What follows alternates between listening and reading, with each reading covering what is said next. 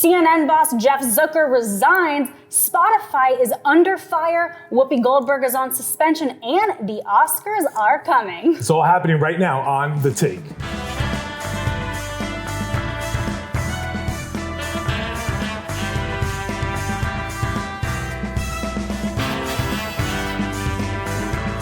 Hey everyone, and welcome to The Take. I'm Elizabeth Wagmeister. And I'm Clayton Davis, and we're here to give you our take on some of the week's biggest stories and the big stories we have this week. Yes, this was a major news week in Hollywood. There were a ton of controversies every which way you looked, but we've got to start off with the biggest story of the week, which is that CNN boss Jeff Zucker has resigned. Now, this came as a major shock. There was an internal staff memo sent out, and within a matter of moments, it was released to the press, which means that CNN staffers found out around the same time that we found out and that the public found out. Now, this is a big deal because, first of all, Jeff Zucker, he is one of the biggest figures in news for decades now, but also this comes at a time where CNN, they are on the verge of a major merger with Warner Media and Discovery. They're also anticipating the launch of CNN Plus, their streaming service. So there's a lot at stake to have a change of leadership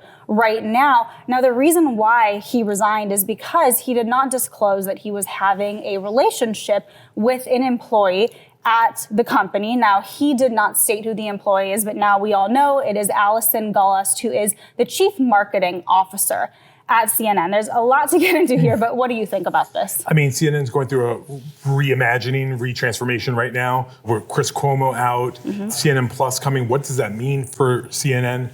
I think what we have now is accountability coming for people in the business, but this is a different type of accountability. People are comparing this to Fox News when Roger Ailes left. This is not the same thing. I mean, this was a consensual relationship. This is a consensual relationship that they're still together as far as we know. So, it's a matter of optics, but, I think there's a change in leadership and maybe it's going to help CNN in the long run. Yeah, you never know, but right now CNN staffers, they are stunned. They are shocked. I did a piece with our colleague, Matt Donnelly, and it's interesting you brought up Cuomo, and this does seem to be the aftermath of Cuomo, actually a domino effect. Andrew Cuomo, the governor, he had his fall from grace.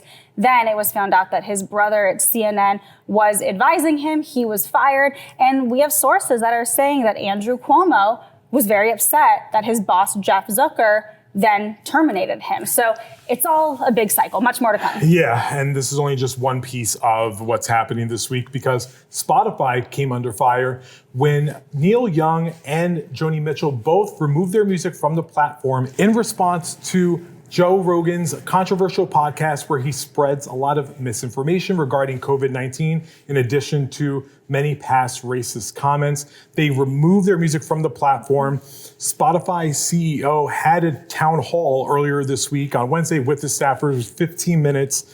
The audio did leak, and he has been saying, in part, if we want even a shot at achieving our bold ambitions, it will mean having content on Spotify that many of us may not be proud to be associated with. Ergo, we're sticking by him no matter what. What's interesting, though, is that Spotify's stock has completely nosedived in the wake of this controversy. But at the end of the day, and this might be a controversial opinion, but Joe Rogan is really the winner here because the people who don't like him are going to continue not to like him. It's just getting more attention. His fans are going to stick by him. And if Spotify does potentially in some world cut ties with him, they're going to have to pay him out. So he walks away with money and his fans. Yeah, and listen, I just want to be clear. This is not an infringe upon free speech. There's accountability and there's responsibility with every platform. And I think that's what the big takeaway is. And Joe Rogan just doesn't get to say anything he wants just because he has a platform to do so. Well, Joe Rogan was not the only person to misuse the luxury of having a giant platform this week.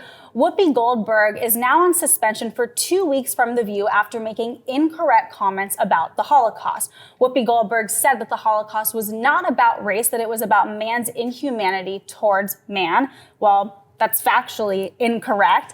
The Holocaust was solely about race. Hitler's ideology was that the Jews are an inferior race. He wanted an Aryan race, and he wanted to annihilate the Jews. 6 million people died. This was not ancient history. The Holocaust was 80 years ago, there are still survivors. We need to hear from them. We need to hear their stories. And we need this education, correct education, so that we are aware of our history and it can't happen again. The head of the Anti-Defamation League said that this is a teachable moment. And I do agree with that. Cancel culture is not the answer because we need to be having conversations. But my problem and why this is so upsetting is that while I do appreciate Whoopi's apology, she made a major mistake with a huge platform. And there's already so much miseducation and confusion about the Holocaust that her incorrect statement is just furthering that confusion. Hot take, my Jewish sister. Thank you very much for that. Because I think what this highlights more than anything is the power, and we underappreciate this power, of I don't know. If you don't know the answer to something, it's okay to say you don't know. Instead of dying on a hill that you're vehemently wrong about. And no one owns the authority on oppression. And I think that is what everyone wants to compare baggage. We all have our own baggage within our culture, but I do agree that this is a huge teachable moment. And I hope that when she does return to The View, that they will have Jewish people on there, survivors of the Holocaust, that can not just teach her, but teach the audience about what has happened over the last 80 years and that still continues to happen today. Let's get into something lighter, shall we? We need to talk about the Oscars, because they are coming up. The nominations will be announced this coming Tuesday. Big contenders expected to be nominated. Dune should lead the charge with about 10 nominations, followed closely by The Power of the Dog and Belfast. Netflix has the opportunity to make history if it gets 3 Best Picture nominations. It'll be the first studio since 1960 to get 3 films nominated for Best Picture, with Power of the Dog, Don't Look Up, and possibly Tick, Tick, Boom.